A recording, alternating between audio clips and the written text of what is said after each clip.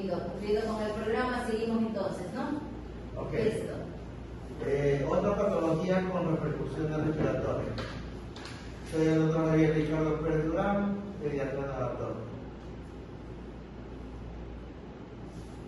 La displasia broncopulmonar es una patología muy frecuente en los recién nacidos pretérminos. Y esta es una radiografía de una broncolidisplasia pulmonar.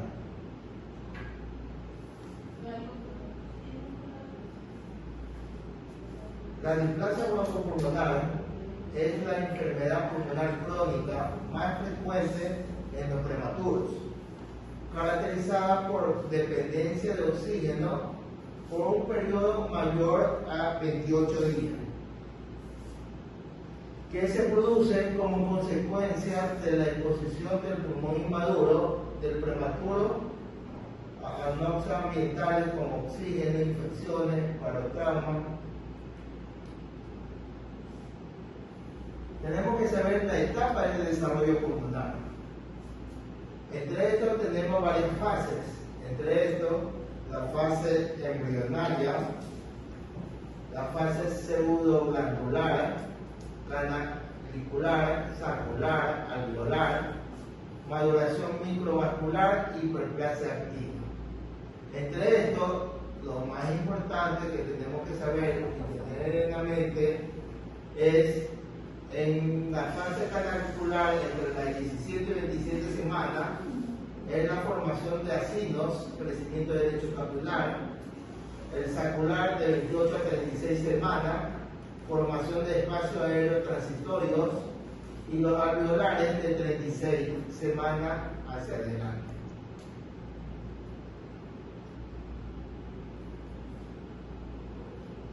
De acuerdo al octavo consenso clínico de Sieben, la displasia broncopulmonar se ha dividido en tres partes: proceso de origen multifactorial, factores prenatales y postnatales que afectan a esta enfermedad, afecta a los recién nacidos pretérminos. Cuando hablamos de un proceso de origen multifactorial, la mitad de estos prematuritos menores de 28 semanas ingresa a la terapia intensiva neonatal UCI. La broncolidisplasia de mayor severidad aumenta su mortalidad. Esto incluye el uso óptimo de respiradores, evitar la exposición de suprafisiológica de oxígeno y la administración de surfactantes y cafeína. Los factores prenatales y postnatales que afectan son los clásicos broncolidisplásicos, y lo que afecta en los recién nacidos pretérminos son la nueva broncolidisplasia pulmonar de sobrevida de los recién nacidos pretérminos menor de edad gestacional. Como dije, tenemos que saber estas tres fases, que es la fase canalicular, la fase sacular y la fase alveolar. La fase canalicular entre las 16 y 23 semanas, entre las 23 y 32 semanas tenemos la fase sacular, y entre las 32 a 38 semanas hacia adelante la fase alveolar. Este es el estadio de desarrollo pulmonar de un parto prematuro. ¿Y por qué se produce este parto prematuro? Por exposiciones prenatales, esteroides, poliomielitis, retraso de crecimiento intrauterina, exposiciones postnatales, injuria pulmonar, estrés. Esto, cuando existe una detención o retraso del desarrollo, es la nueva forma de displasia broncopulmonar. Y la forma clásica de la displasia broncopulmonar son las alteraciones estructurales. Ahora sí, la definición: se considera un recién nacido prematuro que presenta displasia broncopulmonar con oxígeno con fluido mayor de 21% durante 28 días o más. Esto observamos bastante en nuestra área de la terapia intensiva UCI. La determinación de gravedad de la displasia broncopulmonar permitirá predecir la evolución y el seguimiento a lo largo de plazo de estos pacientes.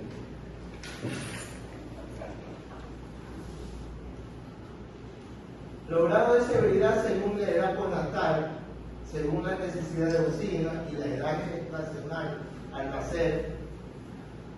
El grado de severidad se lo ha clasificado en leve, moderado y grave. ¿Sí?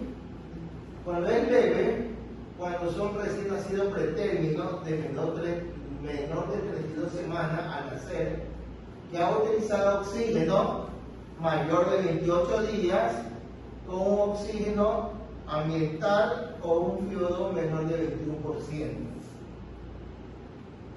O cuando un recién nacido pretérmino mayor de 32 semanas con oxígeno mayor de 28 días y suplementar y se lo observa a los 56 días, el grado de severidad moderada es igualito todo con la diferencia del FiO2. El FiO2 es menor del 30%. Y un grado de severidad grave es cuando utilizamos FiO2 mayor del 30% o cuando los pacientes han estado sin nasal o ventilación. Se los clasifica a estos recién nacidos pretérminos de grado de severidad grave. En este cuadro, para entender mucho mejor esto, criterio de diagnóstico y clasificación de acuerdo a la severidad de la displasia broncopulmonar, la edad gestacional menor de 32 semanas y mayor de 32 semanas. Los menores de 36 semanas, momento de evaluación, 36 semanas. Y de los 32, 56 días. Tratamiento de oxígeno, un FiO2 de 21%, mayor de 28 días, igualito FiO2 de 21% mayor de 28 días. La displasia broncopulmonar se va a clasificar en leve, moderada y grave de acuerdo al FiO2 menor de 30, mayor de 30%, moderada y severa. Otro cuadro para entender mucho mejor, porque esto es un poquito árido. La edad gestacional menor de 32 semanas y mayor de 32 semanas. Esto valoramos a las 36 semanas de edad menstrual y a la mayor de 32 semanas valoramos a los 56 días. La displasia broncopulmonar leve, cuando son utilizadas con FiO2 de 21%, la moderada con FiO2 de menos de 30%, y la displasia broncopulmonar FiO2 mayor de 30%. Cuando son pacientes pretérminos que han estado 28 días en ventilación mecánica y con un FiO2 mayor de 30%, y al darle el alta ya a estos niñitos se los cataloga como una displasia broncopulmonar grave. La incidencia. La incidencia de la displasia broncopulmonar es mayor en los prematuros de menor edad gestacional. ¿Qué quiero decir esto? Con menor semana de gestación, si es de 25 a 27 semanas, tiene una incidencia de 40%. Si es de 28 semanas y más, será 40%, y si es más de 30 semanas y menor el peso al nacimiento, 67% en los menores de 800 gramos.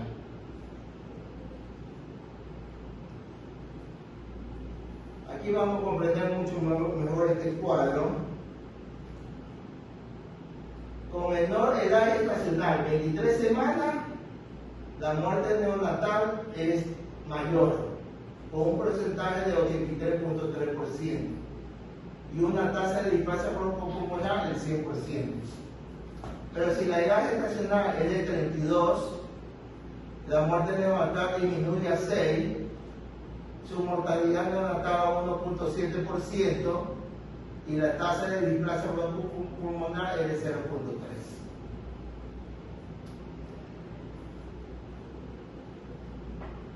¿Cómo podemos prevenir esta displasia broncopulmonar, conversar con los ginecólogos, evitar un parto pretérmino, control de las infecciones perinatales, maduración pulmonar intrauterina con corticoides, adecuada reanimación del prematuro en la sala de parto, utilización del profiláctico y precoz del surrogante exógeno, evitar el lúpulo arterioso persistente, restricción del líquido y sodio en los primeros días, utilización precoz del CPAP nasal, optimación de la ventilación mecánica convencional bajo, evitar desnutrición extrauterina, óxido nítrico, vitamina A. Los factores de riesgo: prematuridad, extremo muy bajo peso al nacimiento, enfermedad de membrana hialina, necesidad de oxígeno suplementario por enfermedades pulmonares, necesidad de ventilaciones mecánicas con parámetro ventilatorio elevado, infección de pleos postnatales, edema pulmonar, presencia de radicales libres, deficiencias nutricionales y de vitamina A. La patogénesis de la displasia broncopulmonar: los prematuros, que tiene un pulmón inmaduro, tiene deficiencia nutricional, que hemos dicho, distrés respiratorio, ventilación mecánica con polutrauma, ducto persistente, déficit del sistema antioxidante. Esto nos da una respuesta inflamatoria y daño pulmonar agudo. Estos daños pulmonar agudos nos da una resolución y es un pulmón normal. Y la reparación son los daños de la vía aérea y injuria alveolar vascular.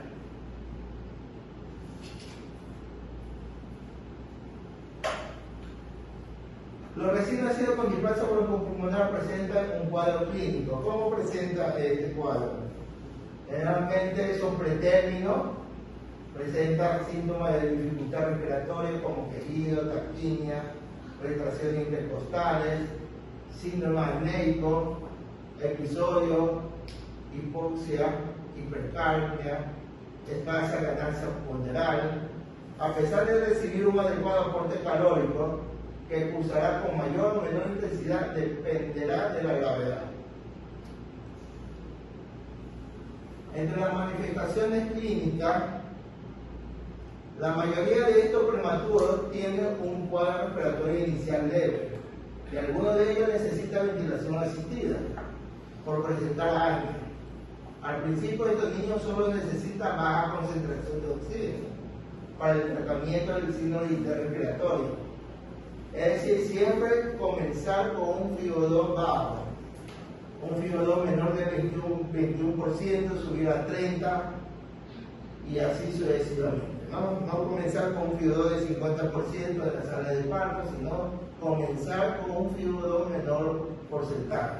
Acostumbrarnos a colocar el FiO2. Si con el FiO2 de 30% está saturando bien, chévere. Si no, poco a poco hay que subir.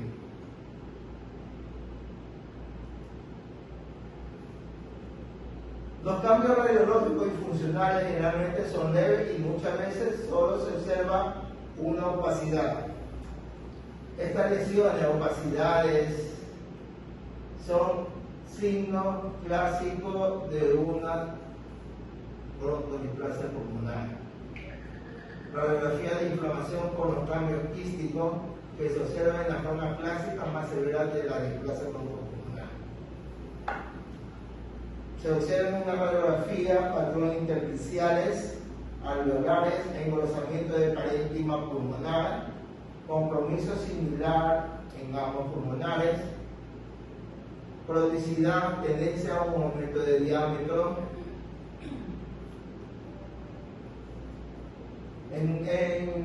En conclusión, la displasia broncopulmonar clásica y la nueva displasia broncopulmonar. La displasia broncopulmonar clásica fue descrita en el año 1967 y la nueva en el año 1999. Peso al nacimiento de 500 a 1800 y la nueva displasia broncopulmonar menos 1250. El síndrome de distrés respiratorio inicial es severo y la nueva displasia es leve y moderada. El oxígeno suplementario elevado, aquí es bajo. El requerimiento habitualmente por insuficiencia respiratoria, tipo de ventilación agresiva, aquí en la nueva displasia broncopulmonar es conservadora. Su alveolo en cantidad y tamaño relativamente normal, alveolo en cantidades disminuidas, capilares pulmonares en números normales, disminuidos los capilares pulmonares en la nueva displasia broncopulmonar. Hipertensión pulmonar frecuente en la displasia clásica y la nueva infrecuente. Diagnósticos diferenciales: la neumonía, infecciones causadas por citomegalovirus, clamidias, herpes, evolución del bronquial y original cuadros pulmonares crónicos. Algo similar puede suceder con microaspiraciones recurrentes y crónicas. Prevención de la displasia broncopulmonar.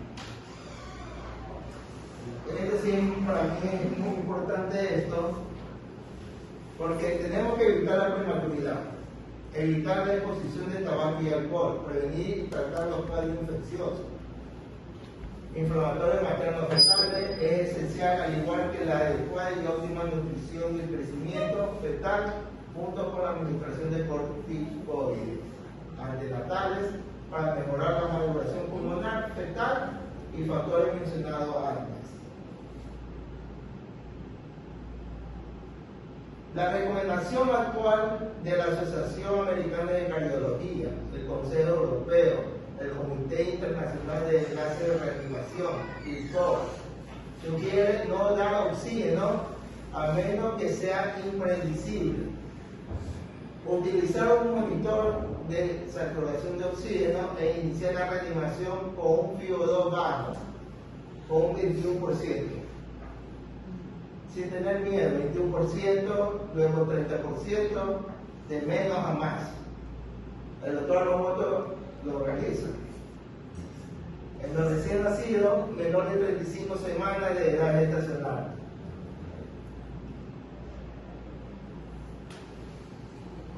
Prevenir el parto prematuro, el recién nacido que respira espontáneamente y no tiene insuficiencia respiratoria. Si fracasa el CPAP, intubar y dar surfactante, aumentar la sobrevida o modifica la característica de la displasia broncopulmonar y reduce el riesgo del desarrollo de la displasia. Si el recién nacido pretende o requirió intubación, es más beneficioso observarlo en ventilación en las 2 o 4 horas siguientes, hubiera franca mejoría, y luego retirarlo a un CPAP, a una ventilación nasal no invasiva. Por eso cuando este niñito llega con morfina al área de UCI, inmediatamente le quitamos la morfina. O esperamos a un control cardiológico que nos diga que no tiene una hipertensión pulmonar, se lo quita inmediatamente y el estete de oxígeno. Medidas preventivas: restricción de fluido. Esto es importantísimo. Restricción de fluido para estos bebitos. Debe estar restringido. CPAP precoz. Por eso siempre peleo con los terapistas. Si hay CPAP, lamentablemente no hay el aparatito para colocar el CPAP, pero sí tenemos el CPAP, pero no tenemos el dispositivo. Tiempo inspiratorio 0,2 a 0,3, el PIB óptimo de 5 a 7, mantener volumen total, mayor volumen total de 4 o 5 cc por kilo. La cafeína, que es una droga muy bien estudiada en neonatología, se recomienda su uso en su rutina, en forma temprana. Recién nacido pretérito, menor de 1500 dentro de las primeras 12 y 48 horas de vida. Por eso esta prescripción, primero comenzamos con aminofilina, luego cafeína y se va a la casa con cafeína. Medida preventiva en UCI, seguimos todavía en UCI. Descender la FIO2 con cautela siempre que el niño se encuentra más o menos estable, siempre saturando entre el 94 y 95%. Con cánula nasal alto flujo, si la PO2 es mayor del 95%, descender la FIO2 progresivamente hasta llegar al aire ambiente. Recomendaciones de corticoides.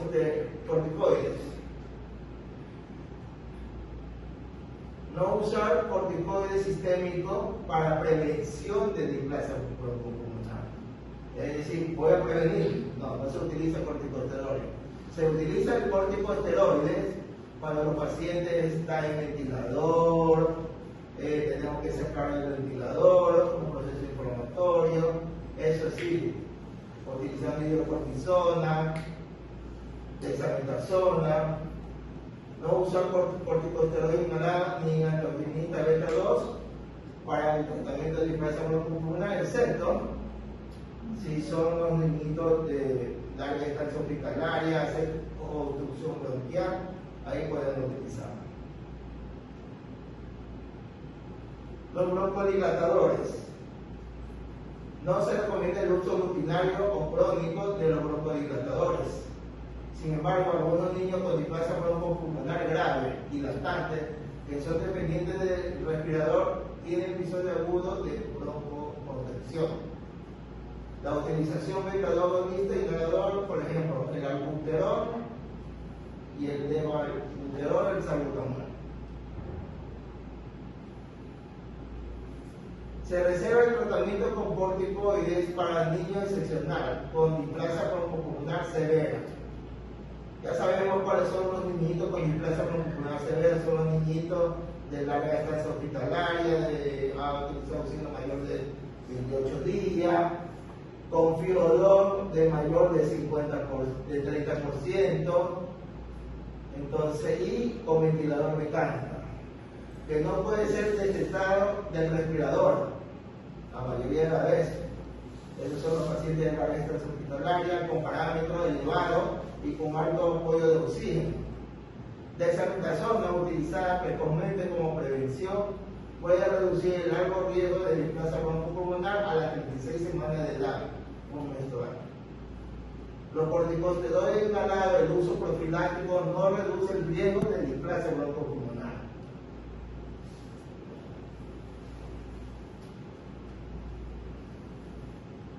Terapia inhalada, como budesonida, salbutamol, macrolide de hipertropio, diuréticos, los clásicos que utilizamos nosotros, la hidroclorotiazida, la espironolactona, ya la furosemida, aunque diga literalmente que se utiliza, pero ahorita nosotros no utilizamos la tiazida y la espironolactona. Criterios del alto hospitalario. Ya se va a dividir. Ganancia moderada, mantener una saturación mayor de 95, ausencia de episodio de apnea en las últimas 2 semanas, posibilidad de volver a valorar ambulatoriamente por consulta externa, adiestramiento a los padres, contactar con asistencia social y educación a los padres. Eso es muy importante. Gracias. El segundo tema es